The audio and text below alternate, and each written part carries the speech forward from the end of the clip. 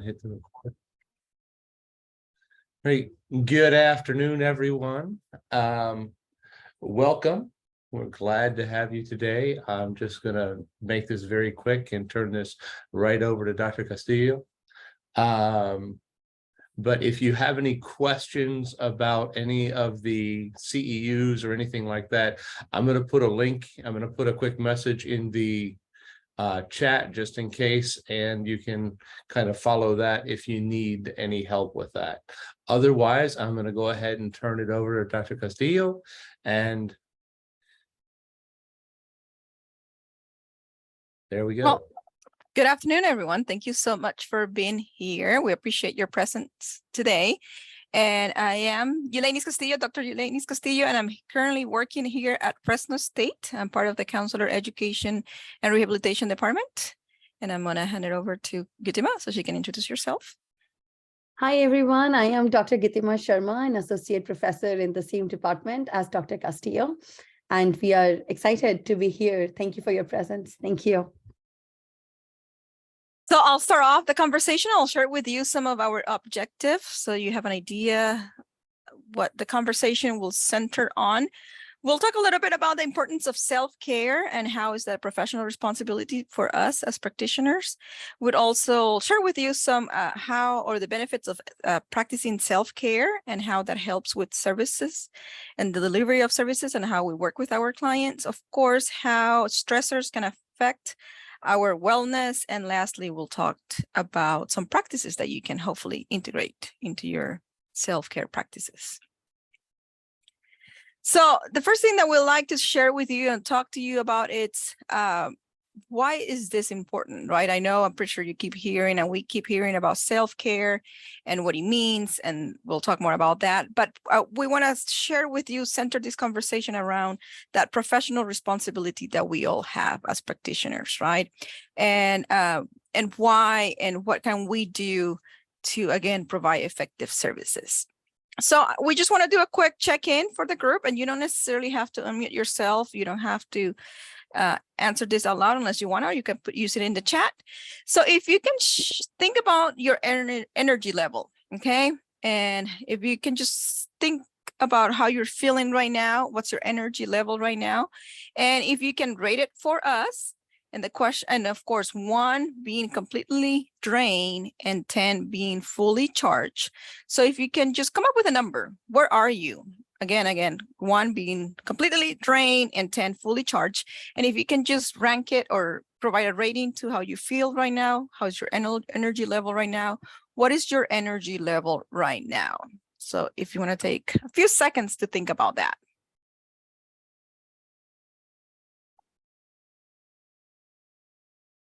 Okay, so we have some 7. Okay. Have some 7s, 4, 7, 5. Okay. 5, I will say I'm in a 6 right now. How about you, Gitima? How are you feeling? 7. I think that's because I'm on sabbatical. Otherwise, it would probably be 3. She's on sabbatical. Yeah, Dr. Sharma is enjoying her time. We have a 5, right? It's great to see that nobody, well, we have a 4, but it seems like nobody's at a 1 or a 2, which is completely drained, which is, it's great. It's great that at least we have some energy. The majority of us are in the middle, or at least we have some energy. But also think about what could help you to increase that energy level, right? What could help you to go from a 5 to a 7? Or go from a 7 to a 9, right? It's also good practice to help us to identify what can we do to increase that energy level.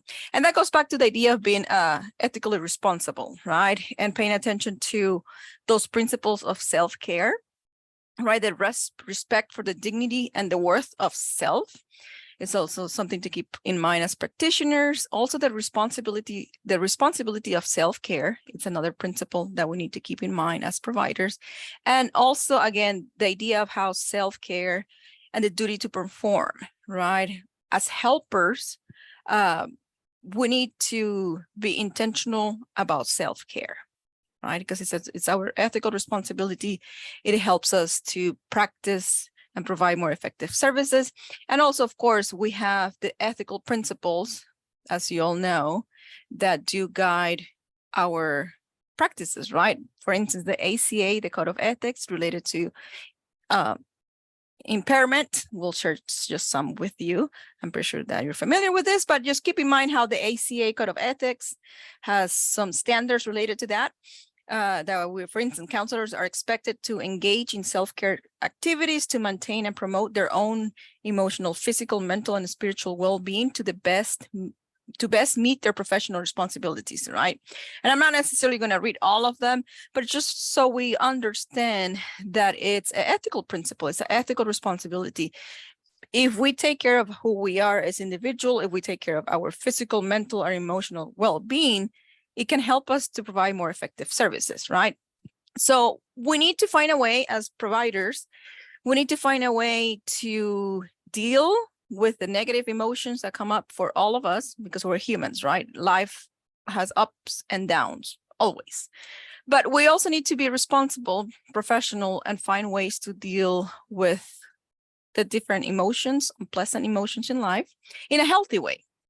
Right. And at the same time, it's not only dealing with it, but dealing with them, but also how can we enhance our ability to deal with them in the future as well.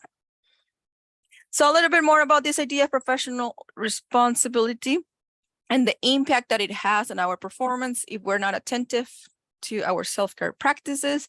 It can affect our ability to connect with our clients. Our levels of empathy could be affected. It could decrease. Our level of empathy could definitely decrease by that. Our ability to show acceptance can also be lower. We could also struggle with incongruency in sessions. It's also something that could happen. And of course, if we're not being attentive to these negative emotions and attitudes, that could definitely affect our relationship with our clients. So as you can see, there is a lot of potential negative impact on our performance if we're not attentive to self-care.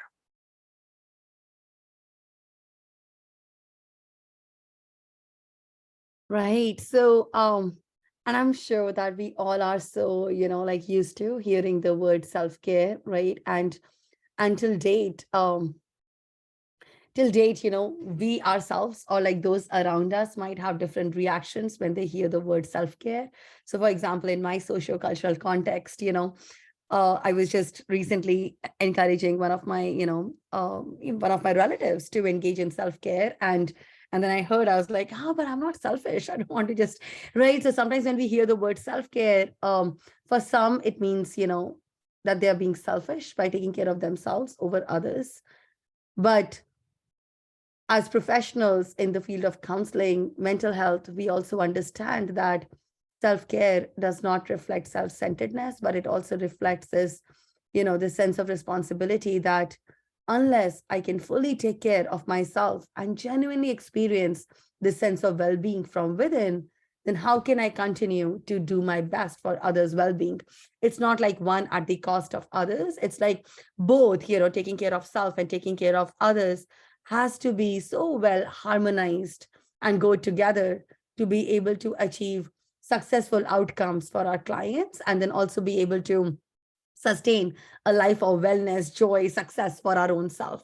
So, the way the literature defines self-care is mainly in terms of the activities that we engage in order to promote our own emotional, physical, mental, and spiritual well-being that can also help us to live up to our professional responsibilities. And self-care does not happen automatically. We have to make a conscious effort in order to really carve out some time or reflect upon certain activities which can help us to take care of our own needs, which again is not at exclusion of others, but ultimately enhances our ability to serve others. And self-care is also a very broad term that refers to, our day-to-day experiences and efforts that promote our own well-being and thereby our actions to take care of others' well-being. So, moving on to the next slide, Dr. Castillo.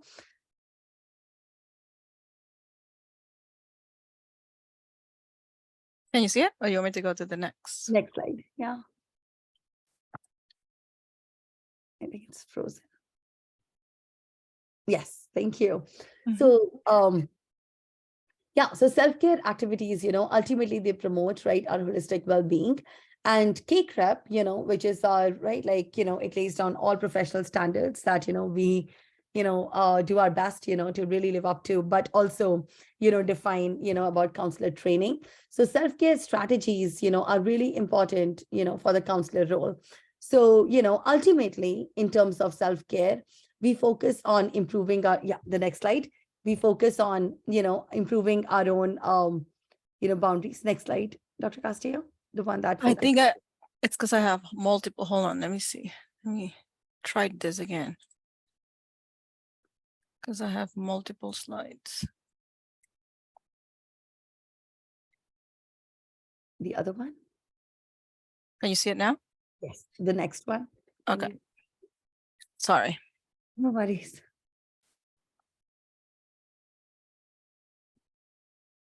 Yes. So, so when we think about self-care, what does it lead to? So number one, it really helps us to have an improved sense of our boundaries, really respecting our personal boundaries. And I will be really honest, when I was a graduate student in the profession of counseling, given again my sociocultural background and values, and also the real reason why I was able to move to America, from India to pursue a master's degree in counseling was really rooted in the sense of wow, to be able to reduce, other people's suffering and be able to promote others' well-being. So when I studied or did my research, I was really so focused on others' well-being and really neglected my self-care for a very long time. Then when I became, a faculty member, in the field of counselor education and rehab, again from a minority ethnic background, and my determination to be able to get early tenure and promotion as a way to open a way for other minority women to be able to succeed in their career. There were many times when I had to really prioritize work and work demands over my own self-care. But now, over time, I have realized that if I really want to prevent burnout or any sense of exhaustion that would prevent me from giving my best to others, it's really important for me to practice self-care. And now I'm such an advocate for my own self-care and as well as that of others. And one thing that has really helped me is in terms of improving boundaries, even in my own personal life.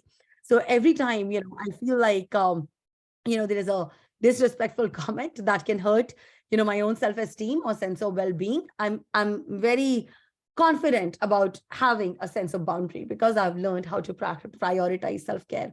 It has improved my own overall sense of well-being. It has also improved my physical health.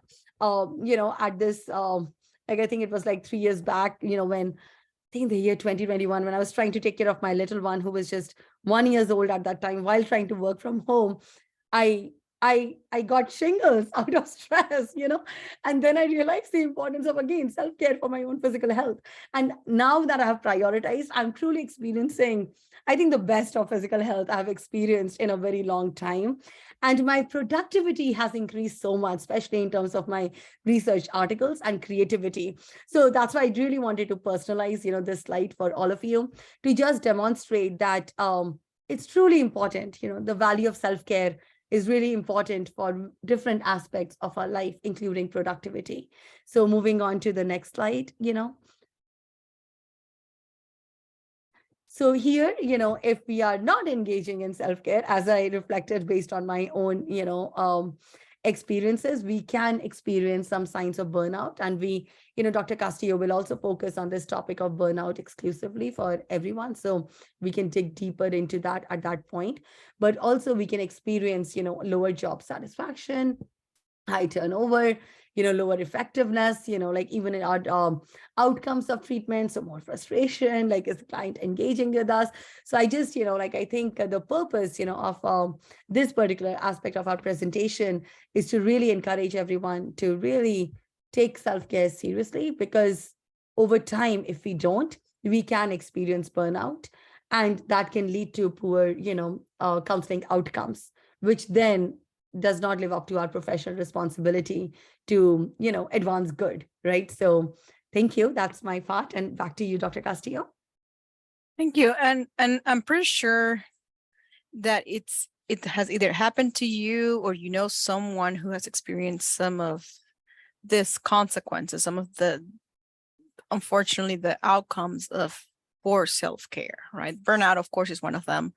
But sometimes people leave their jobs, turnover, as you all know, it's a huge, in mental health, especially, sometimes it's very difficult for people to stay long in some jobs, some positions, again, because of that emotional distress that comes with helping other people. But as Dr. Sharma was saying, it's very important for us to be very intentional. Self-care, it's an intentional practice. It's something that we definitely have to do because we want to do it, and not necessarily because only they want, but recognizing the benefits, as Dr. Sharma was sharing with us, how beneficial it can be, how it can help us in all the different levels and areas of wellness as well. So with that in mind, of course, burnout, again, it could be the result of stress, right? And it doesn't necessarily happen overnight. It's a process. If we're not necessarily practicing effective self-care habits, or we're not engaging in effective self-care habits, that could lead to burnout, right?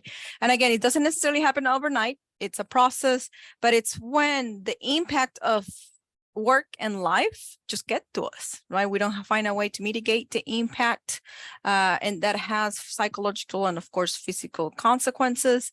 And it could lead to emotional distress. It could lead to problematic behaviors. It could also at the same time lead to interpersonal issues as well.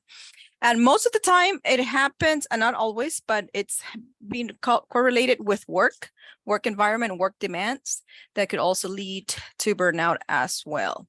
Especially thinking about what we do, providing services in the helping field. Unfortunately, it can affect that empathy that we need in session, right? We lost that sense of empathy, which, as you know, could absolutely affect services. We need to show empathy. We need to have empathy in our session so we can provide effective services, right? So it's a huge impact on what we do. At the same time, of course, that's why that balance of work and life, it's very important.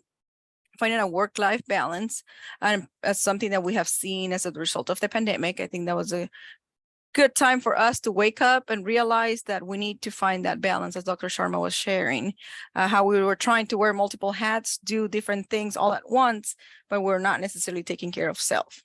And so it's very important for us to be intentional about it, find a way to balance all the different demands that we have.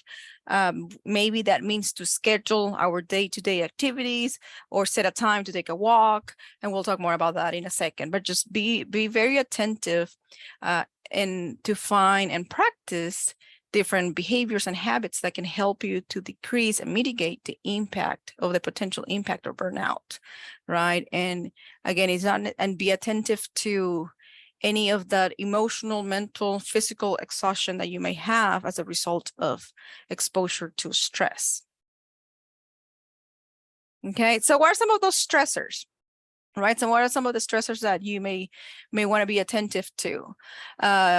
Your energy level, right? You may want to pay attention to the energy level. I know we did that really quick earlier, but be attentive to that. What's your energy level? How are you feeling? Check on yourself, maybe at least once a day or once every 2 days. And so you can pay attention to the energy level. Pay attention to any problematic behaviors or troubling behaviors that you may be engaging in, and try to understand where those and behaviors are coming from. Do keep in mind that stress, it's good, right? We need to have stress. A good level of stress could be good. However, stress, when it's too much, it could be problematic. Also, what's a stress? It's a stressor for you, might not necessarily be a stressor for me, right? We all handle situations differently, but again, it's good practice to talk to other people, or if somebody's pointing something out to you, sharing that it's a stressor to them, you may want to self-reflect and think about if that's a stressor for you as well. Okay, stressors do change from day to day. Maybe today we're stressed about a project that is due at work, but tomorrow we might be stressed about a family issue. Okay, so again, and they could change from one minute to the next too. So it's a constant revolving sources of stressors that do affect who we are. Stress does affect multiple domains in life, and at the same time, it affects other people differently. Okay. And also keep in mind that when we're talking about a stress or what could be a stressor for you, it tends to be like a perceived threat that in some cases, it's not so much about the threat, but it's the perception that we have of that specific event. That's what might cause us the stress much for some people, much more than for the others.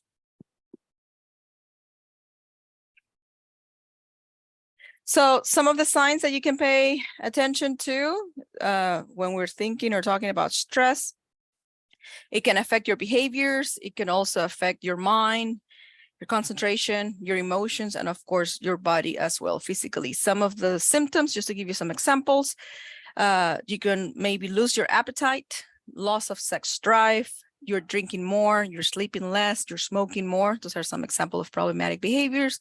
Now about your cognitive ability, maybe you're worrying too much about something or an event at work or in a specific, again, one of the stressors that we just talked about. Maybe you're having nightmares. Also, you're becoming more negative as an individual. And again, it's usually something that's out of your character too.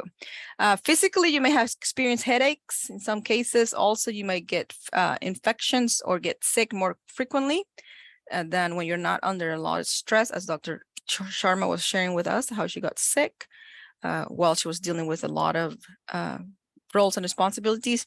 Also, something that may happen to you, you might experience depression, alienation, you may choose to be isolated from others. And again, you might also lose your confidence. These are just some examples. What are some of the behaviors that you need to be attentive to? And also sometimes that you may recognize in your supervisees, for instance, or these behaviors might be manifested among your students or your clients. So it's very important for us to, of course, we're talking specifically about self-care, but remember, we can also teach self-care to our clients, for instance, or our supervisees. And if we're seeing any of these behaviors, emotions, physical reactions, bodily reactions, we can definitely point them out to them as well, so we can help them to identify and recognize some of the signs of stress.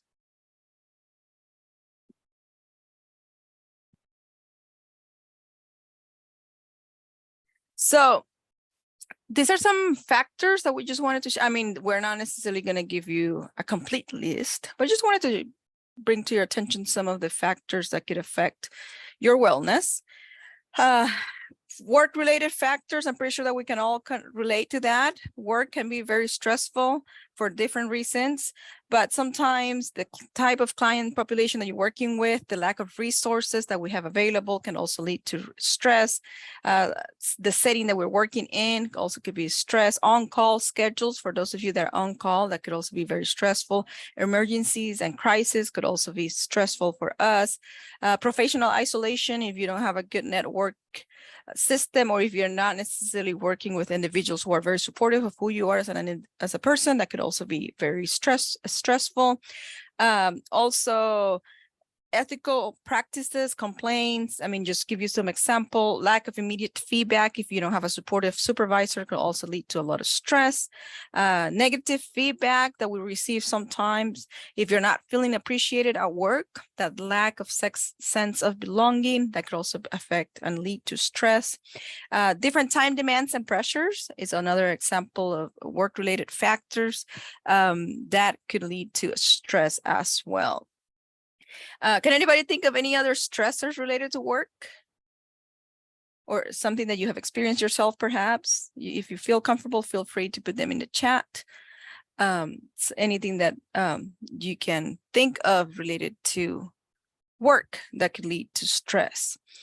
But also, of course, like we said, it's that work, that balance between work and life. Right? Personal factors can also lead to a lot of stress or different levels of stress for us. Family issues, finances, relationships, mental health, substance abuse, substance dependency could also affect our stress level from a personal perspective. Also, for instance, if you're caring for an ill family member, or if you're caring for an ill child, or if you're getting married, or if you're going through a divorce, right? Having a child can also lead to a lot of stress. So as you can see, different personal factors can affect our stress level.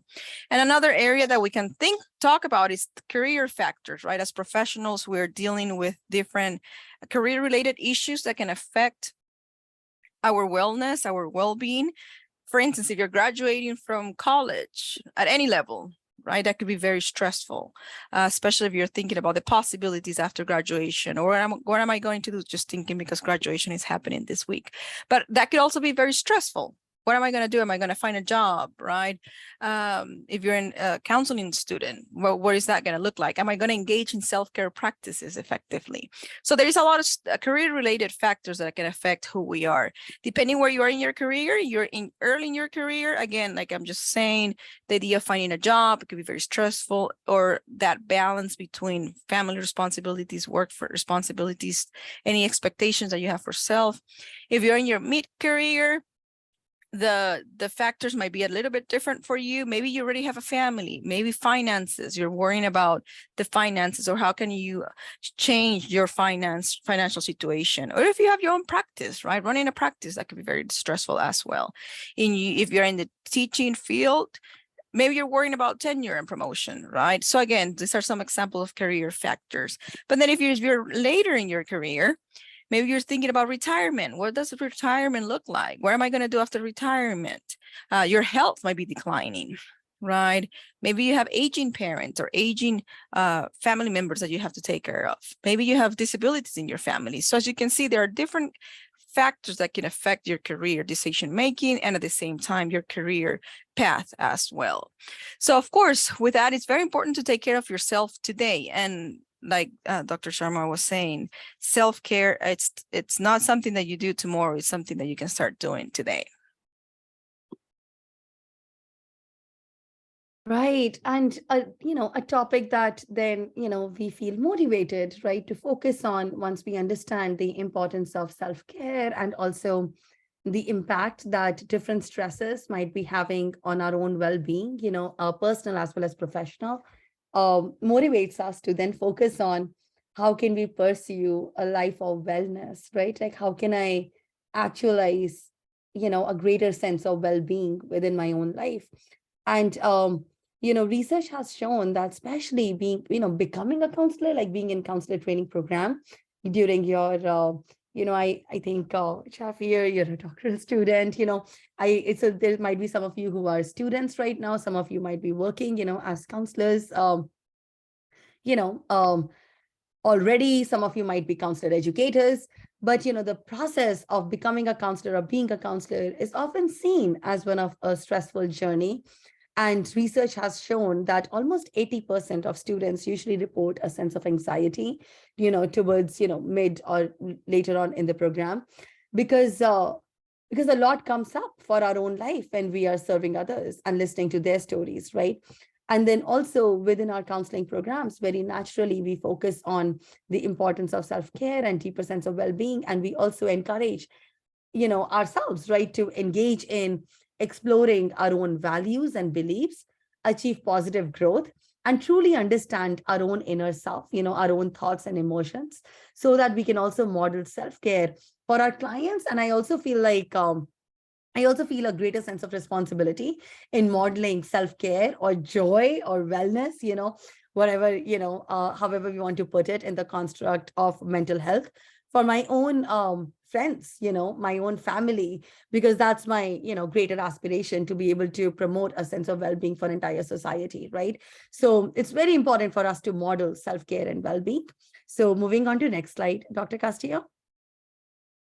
So there are, I'm sure you might have, heard about it before too, but there are different dimensions of wellness. So right now I want us to do an activity. So there are these 8 dimensions of wellness. I will go through, what each one of them refers to, and then perhaps in chat or, in a notebook that might be next to you, or, your phone notes tab, just if you can write down on a scale of 0 to 5, where would you rate yourself in that particular dimension of wellness? Because each dimension is important, right? And that's what we call as holistic well-being. And many times we prioritize one over the other, which then does not lead to that healthy outcomes that we aspire for in professional life as well as personal life. So one, what we will do is we will rate ourselves, on 0 to 5 in each of these dimensions. And then second thing that we can do right now is to also decide, and if you are comfortable, please, unmute, share, or put in chat, or you can even just journal, on your own notebook if that's what you are comfortable with. But then, like really reflect on what are those 2 dimensions of wellness that I really want to prioritize this summer for, your own self, right? So yeah, so one of the dimensions of wellness is that emotional wellness, right? As counselors and counselor educators, we often focus on emotional well-being, and emotional well-being is something that's often neglected in educational spaces or many other contexts.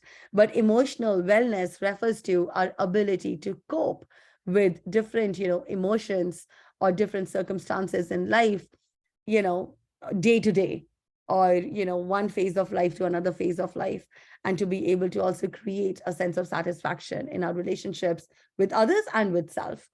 Then there is financial wellness, satisfaction with our current and future financial situations. Then there is social wellness. So developing a sense of connection, belonging, and a well-developed support system, represents social wellness. There is, of course, spiritual wellness. For some, spiritual wellness, is encompassed within, their religious values and their religious commitment. For others, it refers more to a sense of joy or purpose, meaning in life, or connectedness with others that they perceive, So however you conceptualize spiritual wellness. And then there is occupational wellness, right? How satisfied are we with our current work environment, or, our current career aspirations, and, meeting our current, career goals, right? So not just occupational, but I think it's more broad in terms of also career, so that it's not just limited to one title of occupation or one space, that we are occupying currently, but overall, our career and our physical wellness, right? So, our how committed or how much well-being are we experiencing in terms of our own physical being, our own body, right? Like the diet that we are currently relying on, or the amount of sleep we are able to get, so that, yeah, right, our physical wellness. Then there is intellectual wellness, so really recognizing our creative abilities and finding ways to expand our own knowledge and skills. Sometimes I get so caught up in my immediate occupational career needs that I feel are meeting my intellectual wellness, but many times it's not, because it can be repetitive and might not, represent that effort to continue to, feel that I'm growing intellectually, that I'm reading, I'm engaged with the material in a way that is expanding my own knowledge and skills. So that's intellectual wellness. And of course, environmental wellness, right? We are in this, in this era where we can't deny the fact that our life is deeply interconnected with that of nature. And if our right, like if the environmental wellness is not there, it would directly impact our own health, our own security, and so our good health by occupying pleasant, stimulating environment that supports our well-being. And that environment can refer to our immediate home, neighborhood environment, but it also, then represents to a larger environment, in terms of changing temperatures, or, like flood prone area, or, wildfire prone area, whatever it is, right? So how will we rate our environmental wellness at this point? So yeah, please, let's take some time, maybe like just next 2 minutes, so we'll give a pause for 2 minutes. And if in chat, you can label a particular dimension of wellness, and you can share your rating. It doesn't have to be for all of them, but, or you can even unmute and share, or you can even just journal. But let's take 2 minutes to reflect on how much well-being are we experiencing in all these 8 dimensions of wellness.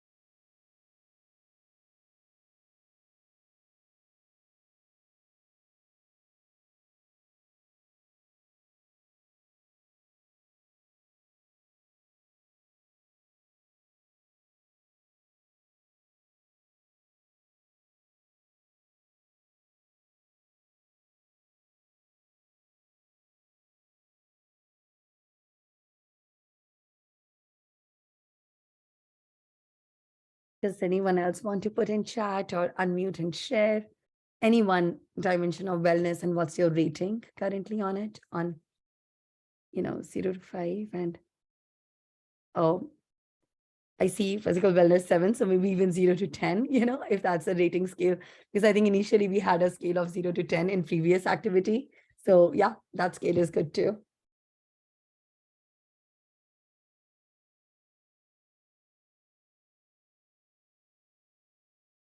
Okay, so if not rating, does anyone want to put in chat or unmute and share what are those 2 areas of wellness that you are just so determined, to enhance, to strengthen this summer? Because again, right, like pursuing wellness, like experiencing wellness or engaging in self-care does not really happen automatically, because we all have a long to-do list and, demands that we put on ourselves or others put on us. So we have to make a conscious effort to be able to strengthen our well-being. So what are those 2 dimensions of wellness that you are really determined to strengthen this summer?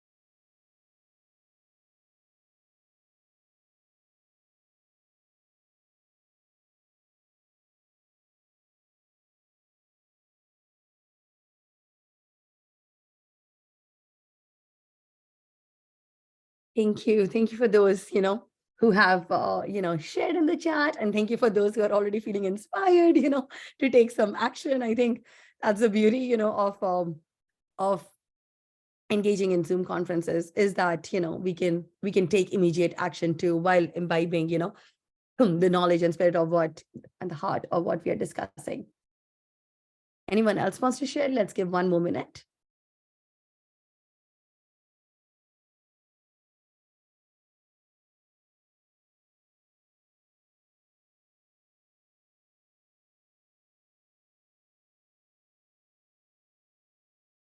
All right, let's move to the next slide, Dr. Castillo. So we'll have about 7 more minutes, of our presentation before we get into question and answer and open reflection. And the topic that now we want to shift on is actually one of very cherished, research areas, is that of sense of purpose. And one of the reasons, to focus on sense of purpose is because it's considered as a very important dimension of wellness that many counselor educators and scholars have focused upon.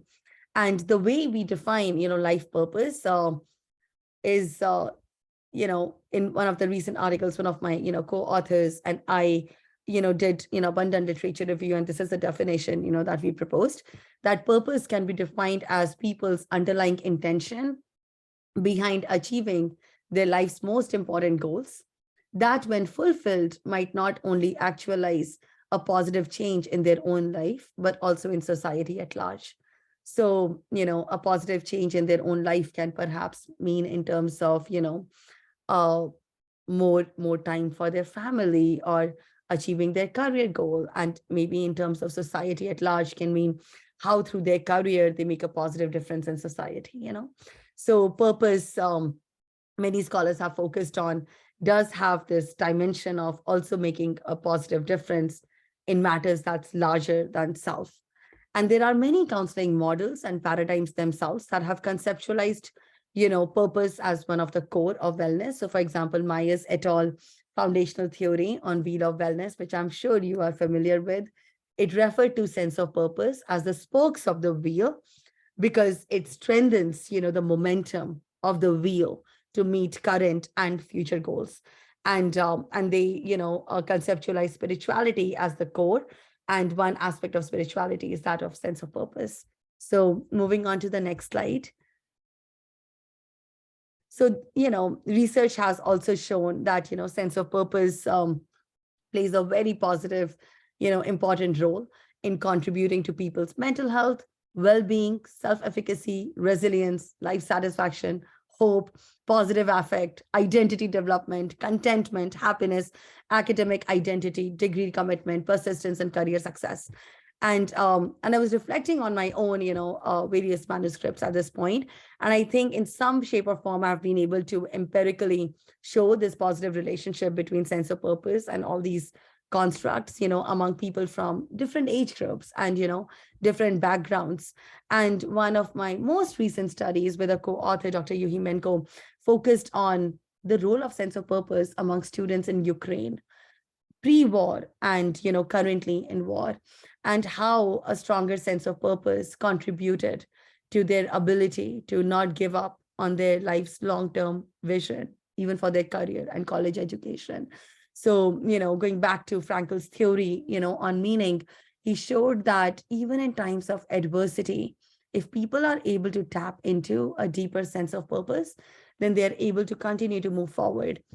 Recently, I was interviewed, for a podcast that focused on this topic of how to do it all, like how we can parent, but also achieve our career aspirations and achieve a life of wellness and, a complete sense of well-being together, right?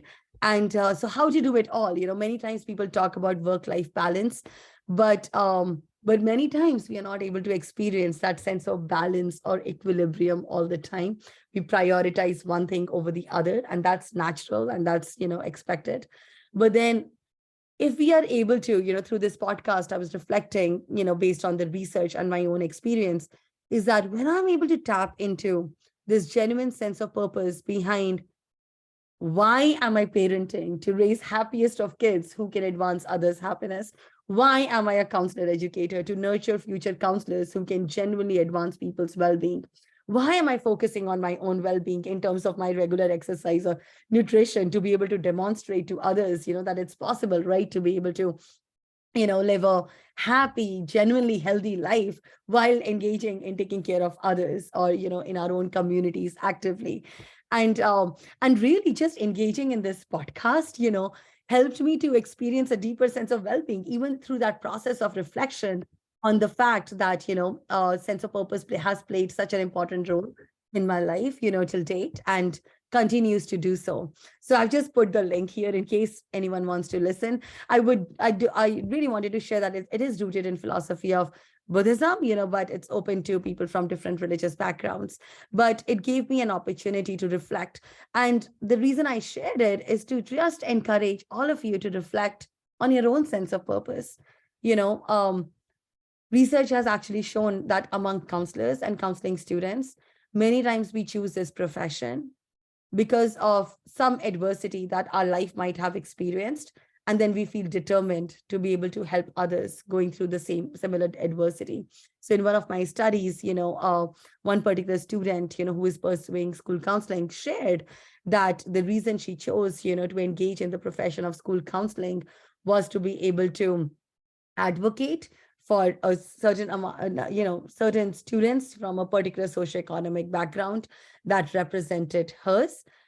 And because of the support that she received from her school counselor to be able to still apply to college and, achieve her career goals. So as a way to repay gratitude, but also as a way to give hope to others who might be going through similar circumstances that she once went through, right? So, but then during the interview, she shared that being able to articulate this is helping her to now continue to stay motivated and not give up, in terms of the recent challenges that she was going through, and, has just strengthened, her degree commitment and her persistence in college. So, so whenever you get time, while walking on treadmill or taking a walk or journaling, please take some time to reflect on your own sense of purpose, your own why, because even that act of reflecting can strengthen our motivation or our sense of joy and confidence. So moving on to the next slide.